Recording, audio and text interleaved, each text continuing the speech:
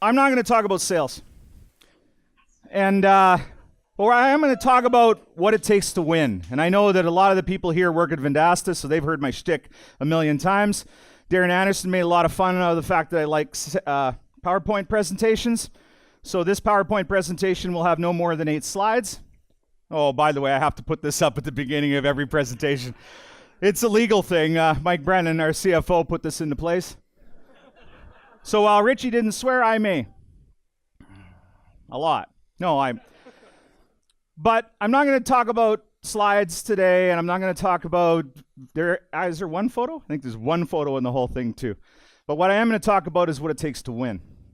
And I work with a very, very talented group of people here that are winning every day at Vendasta Technologies. And I think that that is a privilege to be involved with this organization. I'm going to take you back a number of years ago in my career. I've been in the media business for 30 years. I've been a business owner. I like to say that I've hired and fired more people backwards than you folks will ever do forwards. I used to own my own business for 10 years. There was 4 of those businesses, and we had a staff of 230 people, and we would rotate them every 6 months. We were in the bar business and the restaurant business, and every semester we would hire new people. So I've hired lots of people, and I also hope that I've trained people over those years, because I realized in business that you have to connect with people and you have to help them. And if you're able to do that, you might actually turn out to be a pretty good salesperson. You might actually turn out to be a pretty good trainer or coach. You might actually turn out to be a pretty good manager. And I would like to think after 30 years, I might actually have turned out to be a little better human being as well, with some of the things that I'm going to talk about in the next 15 minutes. So these are all from the School of Hard Knocks. And I was thinking about what I would say to you today that's different than my friends. And I don't know Frank yet, but it was a great presentation. Darren's a friend of mine, known him a long time. And Mark and I have become friends over the last 2 years. But I wanted to do something different. I wanted to dig deep and help you dig deep into your lives to maybe make some positive changes and maybe influence some people a little bit better. You know, something's happened in the last few years that we've had social media. I don't know if you've had this happen on Facebook this week, but maybe if you friended somebody 10 years ago, or you joined Facebook 10 years ago, they got this video that comes up, and thanks for your 10 years in Facebook. Hasn't that thing really changed the way that we communicate with people, even in our own families? I was on the road last week, got home, first thing I did, Facebook messengered my mom to tell her that I was home, because she likes that stuff. She does. A lot of people do. But I want to talk about communication, and I want to talk about something called emotional intelligence. And if there's anything I've learned in the last 30 years, I have a hell of a lot more emotional intelligence today than I used to have. I used to just run out and flail around and hope to hell that I got towards my goals. And I didn't really even have that well-defined goals back then. It was trial and error. And let me tell you this, there was a lot of fucking error. And I mean that because I think a lot of people today still do that, where they're just flailing and they're not really focusing. And I'm going to give you just a few things that you could do that have served me very well in my career, and really in the past 6-8 years more than anything. So there, if you put that together, 30 years, there's 22 years of flailing. A lot of flailing. And it wasn't fun. In fact, it was depressing. And I found myself in 2010 broke, depressed, and fat. And I'm sorry, but that's the truth. I was 365 pounds. I didn't have a lot of emotional intelligence, and I was not at a good place in my life. And then I started to deploy just a few little tactics. And it's funny, I got to go see one of my mentors back in November, Tony Robbins. Finally got to see him live in San Jose, California at the SAP Center. Now, some of you may know Tony Robbins. Some of you may not believe any of his shit that he does. He swears way more than I'm going to, by the way. But I will tell you this guy is able to dig in to people's psyches, and he has just a few things. He's got a lot of things he wants you to do, and those involve upsells where he makes a lot more money. But there are, which I admired, by the way, because I'm a sales guy. But what I did like and have liked about the very first time that I met Tony Robbins, which was 30 years ago when I started in the business and I read his first book, is that there are some lessons inside of that. If you read all the books, Stephen Covey, there's a million of them. They all pretty much have the same message. And in fact, in our presentations earlier tonight, we heard some of those things as well. So let's dig into that. The first thing is, if you want to have high emotional intelligence, by the way, anybody can increase their emotional intelligence at any time, you need to have an open mind. Not everyone has all the answers. And you may meet somebody at, it doesn't even matter what point in your life, and they may give you an answer. But having an open mind also means that you need to be analyzing yourself on an ongoing basis, and that's a hard thing to do. To have very good emotional intelligence, you have to look in the mirror, and you have to say, where am I today?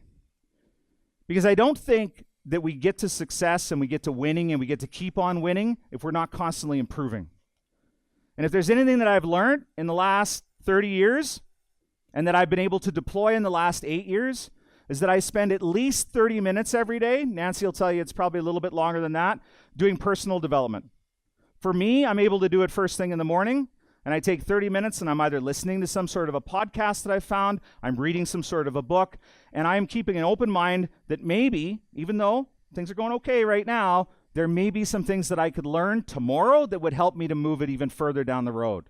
So having that open mind to be learning all the time, and it may be somebody, and my oldest daughter taught me something the other day, just out of the blue, but I had an open mind to it. So having an open mind is key. But then we get back to that analyzing yourself and being self-aware, and this is a tough thing to do. In 2010, when I looked in that mirror, it was right around St. Patrick's Day, I had to be self-aware that things were not going well and that I needed to make some changes to fix them. Now, I was at a drastic state in my life, but I've been able to deploy those techniques over the last almost 10 years now on a daily basis. I never forgot the moment I looked in the mirror and I said, you need to make some changes. You need to do some things differently. And even today, on a day-to-day basis, I look in the mirror and say, hey, was that the best you could do? And then I beat the shit out of myself. Because I want to succeed. And I think people, humans, we want to succeed. That's how we've gotten to where we are today. That's also the reason why I don't camp. I think that camping is insult to my ancestors because they came here and they lived in sod huts, and then we got out of those sod huts into beautiful buildings, and if I camp, it's going to be an insult to my great-grandfather. The other thing that I've found is you have to have some curiosity towards other people, because you never know when you're going to meet a great new friend that could impact your life. Song, Ratanavong. I didn't know that I'd met this guy. I actually extended his probation when he first started at Vendasta.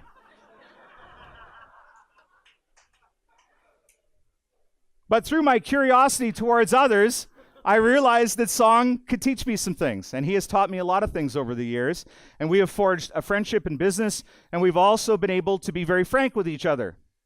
And Frank was yesterday when he was dressed like shit, and I said, we're having ideas on tap tomorrow, please dress better. Song, would you please stand? I think you're dressed way better.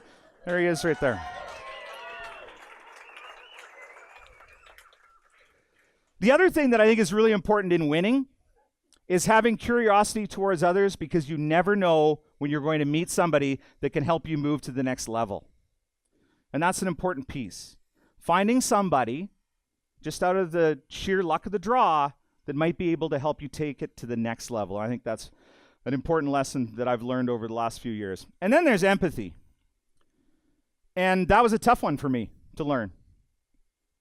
It was really tough, because a lot of the things I've been able to do in my career in the first 20 some odd years was just by sheer force.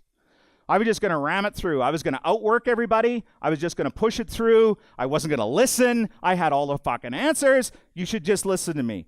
And then I learned, thanks to Tiffany and Mandy and Jackie and others that I work in, that there may be another way to do this, George, rather than your sheer force. Sheer force is always awesome, though. But they're right. There are other ways to listen to other people, to try and put yourself in their shoes, to try and understand that there may be a reason why they got that look on their face today. There may have been something else. And I think that's where you're able to forge much deeper relationships. You heard earlier, Darren, he does this thing based on relationships. But I don't think he does that if he's not listening and seeking to understand. And Mark talked a lot about relationships as well in his business. It's a very important piece. But I think that relationships is the most important piece.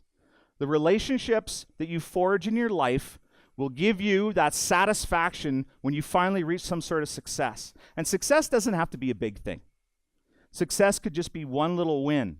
But when you've met somebody and you get to go do it with them and you win, and that's part of the reason why I believe we are having the success that we're having in these four walls of this building, is that everybody here wants to win together. Winning alone is lonely. Winning together is the ultimate prize. Accepting that you don't know. This is a tough one because I think I know everything. I don't. I have failed a million times. I've maybe succeeded once. And Mike's sitting back there going, I don't know how that algorithm works. But the way the algorithm works is that I try so many bloody times and I actually expect to fail first and learn from the failure. And then if I actually get some success, I go, holy shit, that worked. But I never stop trying. And I would encourage you to never stop trying. We had a team of people down on the second floor this past week that did something that had never been done before. They beat a goal that had never been, even if we would have said 2 years ago that we were going to book how many presentations? 425. We were booking 25 a week, a month, not 425. But as the years have went on, we have learned that you don't know everything, and there might be a new way to do things that could take you to a new level. And that's encouraging. Let me tell you what 365 pounds was like. And this is top of mind because this week, Brendan and I were at the NAB convention in Las Vegas. And I got severe osteoarthritis in my hips. And I'm not walking really good. And we're at this convention, and it's ridiculous, 100,000 people. I'm walking a lot. Should have bought the cane when we were in London. My surgery is on May the 10th. Didn't take any painkillers with me to the U.S. And I was just walking, and I was limping, and I was sore. And I got to thinking what 365 pounds felt like. Because here's the thing, when somebody goes, hey, George, why are you getting your hips done? You used to play football? And I was like, no, I was ridiculously overweight for a big chunk of my life. And that's why 365 pounds is not very good. And I'll tell you what it was like. Shortness of breath. Thought I had a heart attack a couple of times. Doctor telling me that you're going to die if you don't lose weight. I was depressed all the time. I was dependent on food. I wasn't being successful in my career or my relationships or with my family. So I had to make some changes, and there isn't one day that goes by that I don't remember what it felt like to be 365 pounds. Because I fight like hell to never be that person again. And I may not have completely solved it. It may come back and bite me in the ass tomorrow. You never know. Is there pizza tomorrow? I love pizza. But one of the things that I found is that I needed to remove toxic people from my life. And I'm trying to get some leverage on you by using a word, toxic. That doesn't sound very good. Like if I said, here's a drink, it's toxic, you're not drinking it. But yet we put all sorts of people in our circle that are toxic. So people that like to go to buffets, I'm probably not going to be able to be friends with you. It's not going to turn out well for me. Also, people that like to go to McDonald's. That's not going to work out well for me. So removing toxic people. But let me ask you this question. When was the last time you looked at your circle of friends and said, how many of these people in my circle of friends actually get me closer to my goals? Actually make me a better person? Actually give me good advice? Remember what advice is? Some of you may not remember what advice is because you've been living in an environment with social media for the last 10 years. And we've got this thing called, oh, I don't want to stick my nose in their business. That's called being a friend. That's called caring about somebody. If you see somebody heading towards a cliff, would you just let them run off the cliff because you don't want to stick your nose in their business? So you want to make sure that your circle of friends is not toxic. And that was one of the major things that I changed in my life. I started selecting people. First of all, I got rid of a whole bunch of so-called friends. They weren't friends. And I put people in my circle of friends that help me get to my goals. And I'll tell you, if there's somebody that enters my circle that is not aligned with that, they're not in my circle. I'm sorry. We'll still say hi and we'll wave in the hallway, but I want to surround myself with people that tell me the hard truths. Here's a hard truth. We walked 50,000 steps for 19 days in Italy this past fall. And Connie, Brendan's wife, came up to me and she said, you are getting your fucking hips done when we get home.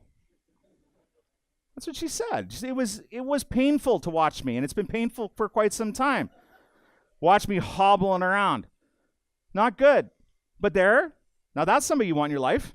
They'll give you the hard truth. The hard truth is fix that damn thing. Fix that problem. Get a better life. Move forward. Those are the people. So remove the toxic people. And now this one's a tough one. Thanks to Brian Larson for the graphic. I think he drew this. So I don't mean stop lying to other people. Wow, that didn't come out right. No, what I mean is the person who we lie to the most is us. It's always the person that we lie to the most is ourselves. We tell ourselves, it's okay. Go to the buffet. You'll just get to 368. It's okay.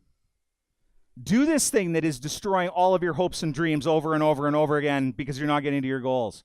Look in the mirror tonight before you go to bed. Maybe not tonight because you're going to have a few drinks. But maybe tomorrow morning when you wake up, look in the mirror and say, am I actually moving towards something, or did I just wake up and do it yesterday because that's what I did the day before? I think if you did that for 10 days in a row, you would find out that 8 of the 10 days, you just woke up and did the same old shit because that's what you did the day before, and you're getting no closer to the goals you don't have, and you're getting no closer to having a better life. And by having emotional intelligence and realizing that I just lied to myself again, you will start to improve. And technically, I didn't swear there. The slide did. Now, here's another thing that I've learned over the last few years. And I'm now condensing this into a very small period of time, maybe 3 years. I actually wake up in the morning and I expect to be successful. I have a number of tactics that I know that work. I actually know that if something happens during the day that isn't successful, I know a way to move around it and figure out a way through it and collaborate with my colleagues to come up with a solution. I don't sweep things under the carpet and lie to myself and say it's going to be okay. I deal with things head on. That's another thing. If you sweep things under the carpet, you have no way of expecting success. Sweeping things under the carpet and dealing with them later is not going to be successful. So expecting success, the minute you walk out the door, you picture 5 o'clock, 8 o'clock, whatever time you go home, that it's just going to be a list of, I just piss excellence all day long. Look at that. Boom, boom, boom, boom, boom. Expecting success is a very important part. And my other thing is, if you're not expecting to be successful, what the hell are you expecting to do in a day? Be average? Nobody wants to be average. That's 3 out of 5 stars. Never stop starting. I mean this. I would not stand where I am today if I would have stopped starting. And I failed over and over and over and over and over and over and over again. So sometimes it's tough to stop starting. So never stop starting. And then this one. Really good friend of mine who I grew up with when I started Vendasta. He pulled me aside and he said to me, you know what? You are one of the best starters I've ever met. In all the years that I've known you, you've been an amazing starter. You started a publishing company with $40,000 in RSPs. You sold it for $2.7 million. It's a pretty good exit. What's that math, Mike? But throughout your career, you've started lots of things and you haven't finished them. He said, for once in your fucking life, would you finish something? And it was really good. It was a really good lesson for me. Because I was a great starter. I'd start 15 things and only finish 1. So the lesson in it that I've learned is I start way less stuff. And the things that I do start, I finish them up and I knock them out of the park. I also know that if I'm failing, I fail fast. And I get rid of them. Oh, that's not going to work. Let's move over here. Let's not keep failing over and over and over. And then in my mind, it's just back to the buffet. But that's my leverage point. So the reason that I bring it up to you is a pretty significant change from 365 pounds to 208-ish, Nance. Okay, 211. I was in Vegas. But that's a big change. That's just one of the changes that has happened in my life, though. But that's my catalyst. The thing I want to leave you with today is what is your catalyst to win and keep winning. If you've never asked yourself that question before, that is the one thing that defines where I am today, is I never want to go back to that guy that I was. And as soon as I found what the catalyst was, then I was able to apply that on an over, and hopefully over. If everything goes right May 10th and I have a heart attack on the operating table, hopefully we can continue going. It's going to be great. I just went for a physical today, and they said, hey, this is one of the risks. And I'm like, I don't need to hear that shit. I expect success. So I got two things. Number one, it's a privilege always to speak to you at these events. We've made some significant changes to Ideas on Tap to make them more engaging. I really appreciate our speakers that came today. I also really appreciate the sales department here. We call it the distribution division of Vendasta. They owned this event. It's the first time that we've kind of done this where it's got some ownership. I think that we've made some very good strides to make this a better event. So please tell your friends. And my name is George Leith. I'll see you when I see you.